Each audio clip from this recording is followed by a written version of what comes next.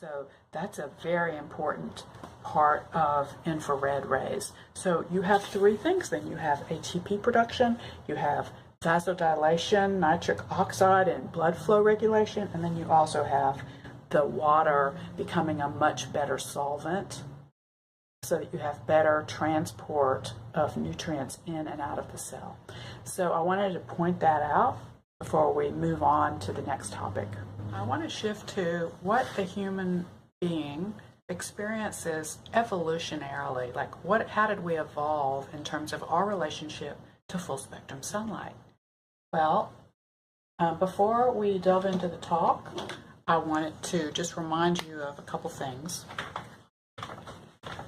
One is that the blue is the most aggressive of the visible light.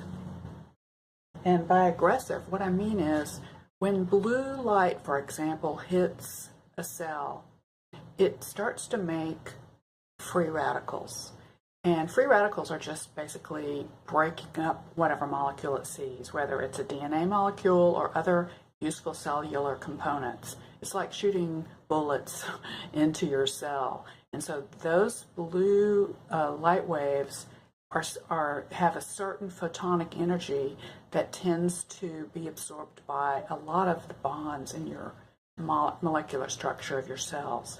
So it's not like we don't want blue, but we need to be aware of this so that we can then understand why, when we're being bombarded with blue light waves, we also need the healing ray, which is the ray that repairs the damage that the blue does. Here's the red right here. And as it turns out, the wavelengths that do the repair and regeneration of our cells, especially when they've been bombarded with blue, is the 660 nanometers and the 810 nanometers in our mitochondria. And so whenever we're bombarded with blue, we also need to be bombarded with red and near infrared, and in particular at 660 and 810, because those heal our cells and to repair the damage done by the blue light. Now, now that I've pointed that out, I'd like to mention one other thing about blue light. Blue light is normally when we wake up in the morning and at noon, and then later in the day there's less blue light and more red. As you know, sunsets are usually red. So that's the natural change of the spectrum throughout the day that our body has evolved with. And what happens is in the morning when you get your first hint of blue light, it tells the body to wake up. How does it do that? Well, when there's a certain retinal pathway in your eye that's actually just been discovered recently, I'm guessing in the last 10 years, maybe more recently than that, maybe in the last 5. And that retinal pathway, when it sees blue, it shuts down the production of melatonin, which you need at night to sleep. And it tells it that it's time to wake up and to be active. Okay, just to simplify it. So we do need blue light. And in fact, our circadian rhythms when you travel can actually be adjusted by adjusting when you get your sunlight, your blue light from the sun. So it's definitely a nutrient, as are all the colors, as are the UV and the infrared, all nutrients. So now that you know the background about the blue and the red, I'll say one more thing before we delve into our daily spectrum change of the sunlight, and that is that at nighttime, we need melatonin, and the only way the body can make melatonin is in perfect darkness. So the way we evolved is at night we would only have amber, which has no blue light in it at all, and that amber comes from like fire, like torches. So in the last million years at night, that's all we used to have. So we are able to sleep with firelight, but not with blue light. And firelight is the amber and the red spectrum end of the light over here, okay? And when it's either firelight or preferably even complete darkness, which is even more healthy, absolutely there's nothing stopping the melatonin from being formed. And so then what happens is that our serotonin, which is normally present during the day when there's blue light, that serotonin in perfect darkness or in amber light is converted into melatonin. And melatonin does several things when you sleep. one, it helps you sleep deeply and it makes you very relaxed and sleepy. And two, it allows the body to go into low energy, low metabolism. In other words, the ATP is not being formed at night as much. So you're in a low metabolism state. Your mitochondria are like they're asleep. And then all your energy stores go instead into repair of all the damage that happened during the day. Also at night, while that's happening, you're rearranging all the informational data that's come in through the day, and you're reprocessing it and storing it properly. I like to say that you store it in your pensieve.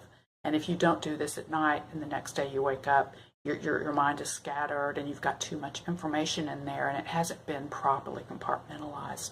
So that's why sleep allows you to learn better, because at night, that's kind of when the learning takes place and everything's stored in long-term memory that happened during the day.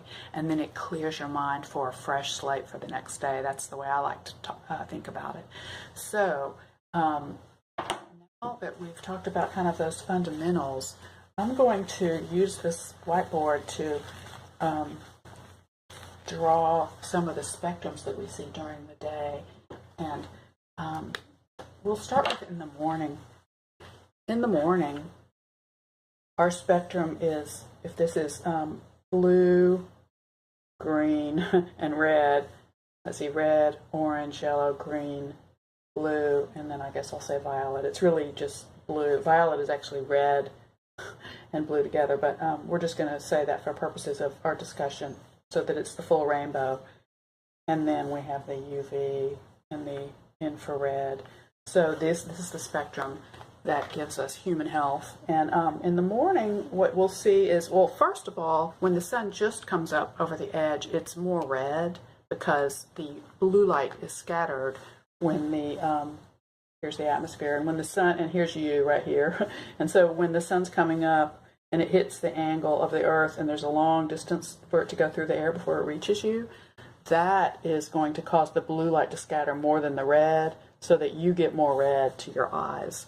So in the morning light, we get more red, but pretty soon the sun's up here, and what happens is that the spectrum is more like this.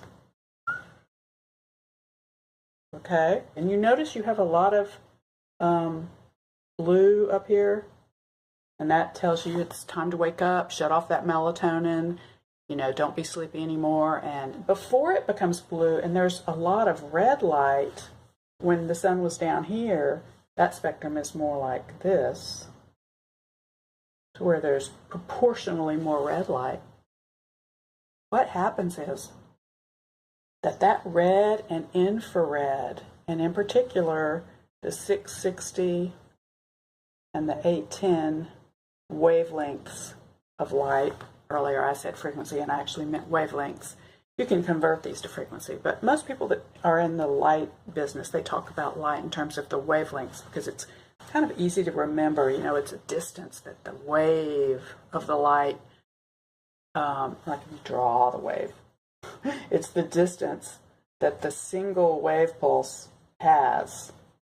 That's the distance. And then that little wave pulse travels in time at the speed of light. So that distance is what we're talking about when we talk about wavelengths. Now, so in the early morning, when you get mostly red, what that does is it starts to wake up your mitochondria, because those are the two things. Remember I said that the chromophore in the mitochondria in every cell of your body has two peaks where it absorbs. That's here and here, the chromophore, that is being cytochrome-c-oxidase. It absorbs at 660 and 810. So the red light and the infrared light in the morning sun activates that, wakes up the mitochondria, and starts to produce ATP, which is the energy that runs everything we do and think and say and feel. So, but then the blue comes, and that's also linked, or the body believes, and rightly so, that the more blue there is, the more UV. For example, at noon, it's more like that. And so we judge how much UV is in the air by how much blue goes into our eyes and our skin. So the blue is our signal that it's UV. and that we want to get out of the light and go into the shade. So normally people will go out in the morning and it feels really good. And then as the sun gets higher and higher, wow, that blue light is so strong. And then they go in, maybe take a nap. It just, of course, depends on where you are in the world. And then, but this would be like in San Diego. And then in the afternoon when the blue spectrum goes away a little bit and then it gets a little bit less intense and your skin burns less, then you will have more of a curve like this, and you'll have less blue. So in the morning, I mentioned that the red activates your mitochondria and starts to wake you up. Then the blue comes in and tells you to be awake and set your circadian rhythm so that it knows when you'll be going to sleep that night and so forth. And when you do go outside, there's a UVB. Now, remember I told you there's chemical reactions that your body needs all the wavelengths, but we'll focus on a few of the more common ones. The UVA is right here, and the UVB is an even higher energy, which corresponds to a shorter wavelength, and that's up here, and this makes vitamin D. So vitamin D, about 15 minutes at high noon, like if you can't get out in the sun all day and you want to get maximum vitamin D formation, you would go out in the sun at high noon, because that's when the ratio of UVB is higher than UVA. Or it's not higher, but the ratio is the max. So because you want to get more UVB in your 10 minutes that you go out. You want to maximize the UVB, you would go out at high noon. That's when UVB is the strongest. We need to go outside in the sun to get our vitamin D. And it is true that nowadays we all just take vitamins. But there's a lot of controversy as to are vitamins really getting in the right places in our body, or do we need sun-based vitamin D in our body? And some people believe, some really smart people believe, that we actually need the sun because the vitamins don't get into the right places of our body. But natural is probably always the best. So then at later in the day, as the sun starts to go down, it becomes more red again. And remember I said that blue and UV damages when you go out there, but it's really not damage if you can get the later rays from the day, like the more red shifted spectrum. So this might be the sunset spectrum. Sunset. And then this would be noon. Okay, so the sunset spectrum has less, and like not much UV at all, because again, it's all bent away. All the high energy waves are scattered, and only the low energy red and infrared waves come through. Those act to repair any damage that was done earlier in the day from both the UV and the blue. So that's the time where you regenerate and restore, is later in the day when you have this spectrum. And I'll say one more point, is back at noon when you are getting the blue and you are getting the UV, they have a purpose and they do both damage and good, but they're repaired later in the day. But they're also being repaired while you're in that blue, because when you're getting that blue, you're also always getting the red and the infrared. It's never missing. Now later when we talk about our current society and the current lighting that's used in buildings, you'll find that the infrared is completely missing and the red is at a very low level. And so you're not getting any of these regenerative light waves. You're bombarding your eyes with blue light, and it's constantly like bullets breaking the cell up. And let's look at your cell. Here's your cell, and here's a mitochondria. And what happens normally is the free radicals that are formed from light hitting the cell, and also especially blue makes the most free radicals, red makes the least. So anyway, let's talk about light going in. Normally, the free radicals are generated around the edge of the mitochondria, and that's where the cell expects to find it. But when you have blue with no infrared there to counteract the damage in real time, then what happens is you get free radicals in all these weird places out here, and they build up. And so then at night, like say if you have an electrical appliance that gives you red light, it's not as easy for the red light to come in and repair this. it can only repair this. So where the free radicals are formed is an important thing. I hope that makes sense. So now we've talked about the different spectrums of the day, and at night we get the red for regenerative. And then the firelight is, I'll draw another spectrum, same colors. Okay, so here's IR and here's UV. Okay, so the firelight is just in here, okay, right? So we get a lot of infrared from the fire, and then we've got the yellow and the orange and the red, and that's the amber, and that's from fire at night because there's no blue light going through that retinal pathway.